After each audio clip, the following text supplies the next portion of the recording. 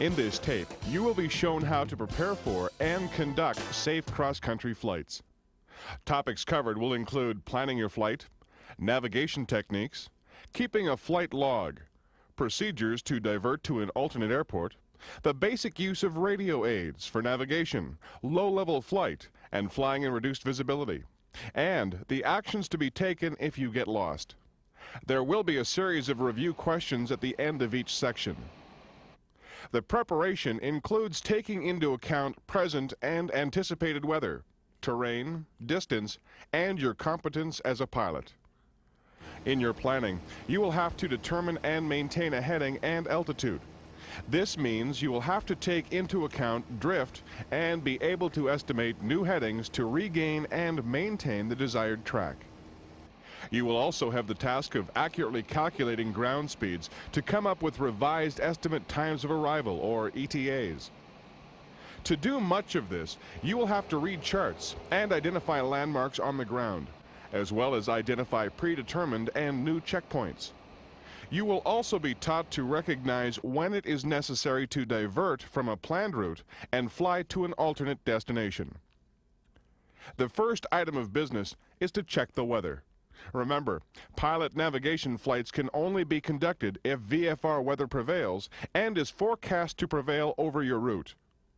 You may get weather briefings either in person or by phone from an aviation weather specialist. If this is not possible, Transport Canada flight service stations can supply you with aviation area, terminal, and upper wind forecasts, along with hourly weather reports. Make sure to check the forecast reports against those of the airports you plan to land at. Pay attention to surface winds at your destination, as a strong wind or crosswind may preclude a safe landing. As weather conditions constantly change, plan to have an alternate destination where you can safely land. You should list all suitable alternates in chronological order on the flight log and circle them on the navigation chart. Enter the weather data on the flight planning form. Check NOTAM and field condition reports. Now, it is time to plan the route. The chart generally used for pilot navigation is the transverse Mercator projection, with a scale of 1 to 500,000.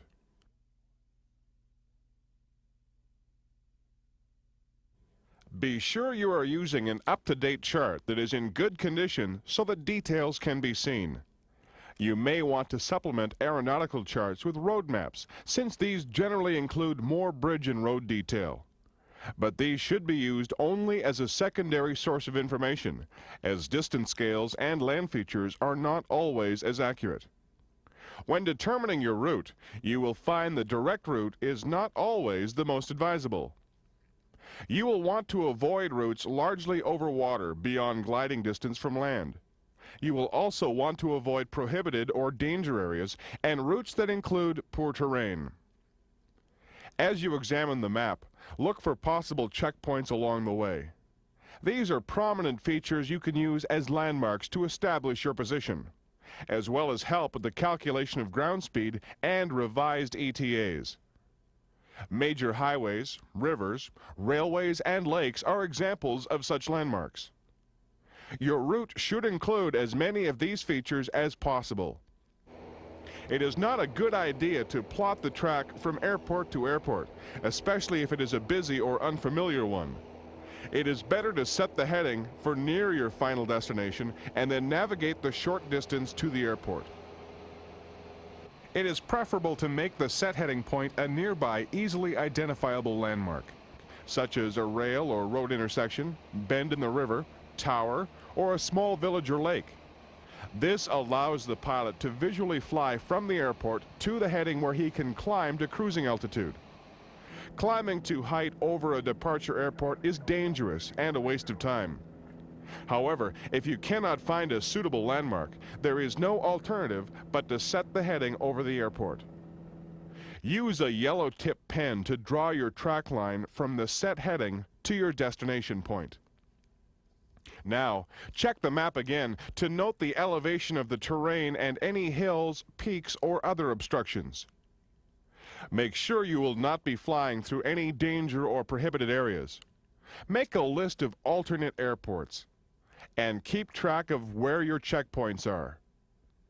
To help you make in-flight corrections to any deviation from your track, draw drift lines on either side of the track line. These should be drawn at 10 degrees on either side of the track line from both the set heading and the destination points. Later in the tape, you will be shown how these drift lines can help you get back on track. To help you make quick distance calculations, the track line should be marked at 10 nautical mile intervals. Or you may want to divide the track line at the quarter, half, and three-quarter marks. Before continuing with the technique of pilot navigation, a word about the paperwork and how to fill it in. Use the flight planning form to keep track of all information about your trip. Information should include the cruising altitude, true airspeed, track and wind velocity. Other pertinent information, particularly weather and landing runway details, should be added for current and future use. When determining the track, it is best to place the protractor at the midpoint of the track line to measure its angle with the meridian of longitude. This offsets any error that occurs on the transverse Mercator projection. Airspeed corrections are made using your navigation computer. True airspeed is used for all navigation calculations since indicated airspeed will vary with temperature, pressure, and altitude. The conversion can be done quickly on your circular navigation computer. Because wind velocities vary with altitude, they must be taken into account when preparing the flight plan. It is one of the factors which will determine your cruising altitude. The other form you will fill out is the navigation log. This will give you an organized record and schedule. It also reduces the possibility of forgetting important data and having to compute problems in flight. Once you know the wind velocity for the altitudes you will fly at, you can calculate headings, ground speeds, and times. Enter these on the navigation log. Itemize all tracks, headings, distances, speeds, and other information pertinent to your trip. Fuel requirements should be figured out, and these should be checked against actual consumption en route. And remember, it is mandatory to file a flight plan, flight notification, or flight itinerary prior to any flight beyond 25 miles of the airport of departure. This lets the authorities know where you might be should your aircraft be overdue. It is imperative you close your flight plan by notifying the appropriate agency when you reach your intended or alternate destination. Before getting into the section on navigation using a chart, some notes about the instruments on your aircraft. The magnetic compass will not give you a true reading when the aircraft is being turned, banked, accelerated, or decelerated. To get an accurate reading, you must be in straight and level flight at a constant airspeed. A good rule of thumb is that an aircraft turns at about 3 degrees per second in a standard rate turn. Therefore, to make a 90-degree turn, the aircraft would have to be held in a standard rate turn for 30 seconds. Although speed and altitude changes may cause errors in the heading indicator readings, they are so slight that they can be ignored for all practical purposes. However, it should be set manually by the pilot every 15 minutes because it is prone to precession errors. The altimeter also has to be reset from time to time in different locations because of changes in atmospheric pressure. You can obtain current altimeter readings from control towers and flight service stations, or by tuning into automatic terminal information service broadcasts. Now, take time for this review of the material covered so far. Why must alternate destinations be considered when preparing for a cross-country flight? Why must alternate destinations be considered when preparing for a cross-country flight? Weather or other factors may force you to divert to another airport. List all of these alternates in chronological order on the flight log form. Flight regulations require that prior to any cross-country flight, you become familiar with all available information appropriate to the intended flight. How would you meet this requirement? Flight regulations require that prior to any cross-country flight, you become familiar with all available information appropriate to the intended flight. How would you meet this requirement? By completing a flight planning form and the navigation log. This will list the pertinent weather information, as well as tracks, headings, distances, speeds, times, and fuel requirements. Also, check NOTAMs and field conditions. When preparing your track, why would you not necessarily take the direct route? When preparing your track, why would you not necessarily take the most direct route? Factors such as poor terrain, prohibited or dangerous areas, and other obstructions may preclude a direct route. You also want to avoid flying over water beyond gliding distance from land. Now, we will show you how to develop your skill in map reading. If visibility is normal, a well-trained pilot should be able to fly directly to the destination by map reading alone. When practicing map reading and cross-country navigation, you should be flying at least 2,000 to 3,000 feet above the ground. Remember, it is harder to pick out landmarks and find them on the map at lower altitudes because you can't see as much of the terrain. When navigating with a map, a good rule of thumb is from watch to chart to ground. That is, note the time, study the chart, and anticipate what you should be seeing on the ground. Here's a tip you will find useful. When flying by map reading, orient the map in the direction the aircraft is proceeding, even though it may mean the lettering on the map is sideways or upside down. It is important that you develop the ability to estimate, something that is achieved through constant practice. While in flight, estimate the bearing and distance the aircraft is from an airport, town, or checkpoint.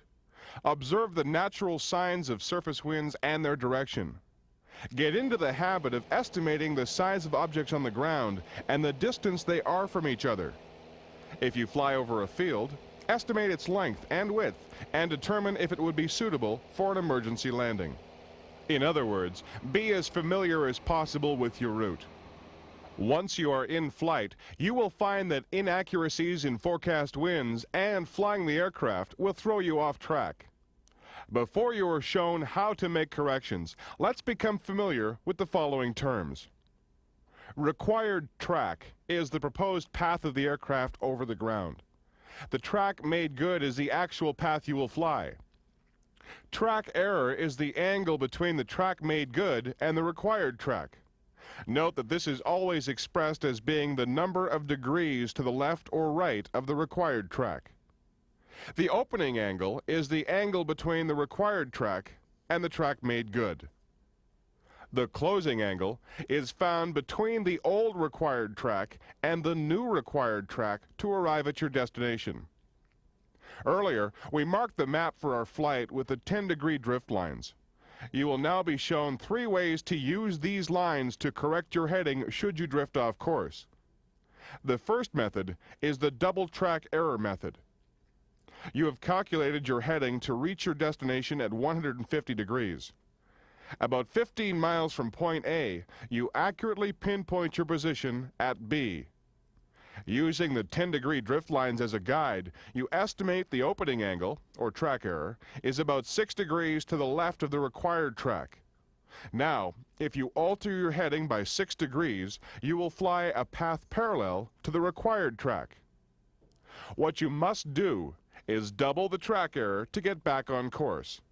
Your new heading will be 162 degrees. At point C, you will regain your required track. It should take you approximately the same length of time to reach C as it did to fly from A to B. If possible, confirm your position with landmarks on the ground. Upon reaching C, alter your heading by subtracting half of the correction that was applied to the original heading. This means your heading will be 156 degrees to maintain the required track. Another way to regain your required track is the opening and closing angles method. This method is useful if more than half of your flight is completed before you are able to determine your position. But it can be used at any distance along the track. This happens when there have been no features on the ground on which you can fix your position. In our example, you have flown more than half the route before pinpointing your position at point C. Using the 10-degree drift lines, you find the opening line about 4 degrees to the right of the track. The closing angle to the destination appears to be about 8 degrees. In order to fly directly to your destination, add the opening and closing angles and adjust your heading by this amount to the left. Again, if your heading was 150 degrees, subtract 12 degrees, which gives you a new heading of 138 degrees. The third method of getting back on track is the visual alteration method. Use this method if you can positively identify a landmark on the required track. In the example, your heading is 150 degrees. At point B, you notice a track error of about 6 degrees. You then fly to the positively identified landmark at C. To maintain the required track, you now alter your heading to 156 degrees. Before proceeding to the final section of this tape, take time to complete this review. The use of 10-degree drift lines permits you to regain track in a prescribed manner should you go off course. Why is accurate heading control necessary for this method?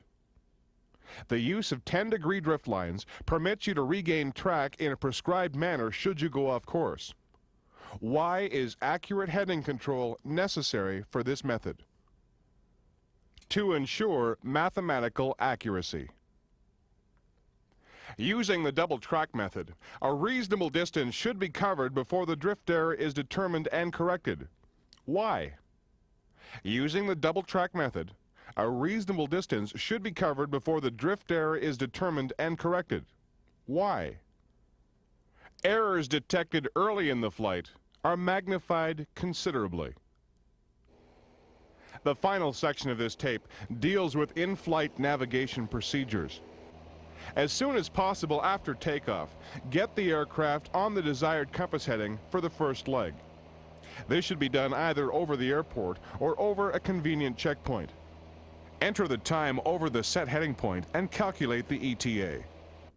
To ensure accuracy, it is important to begin the navigation exercise directly over the planned set heading point.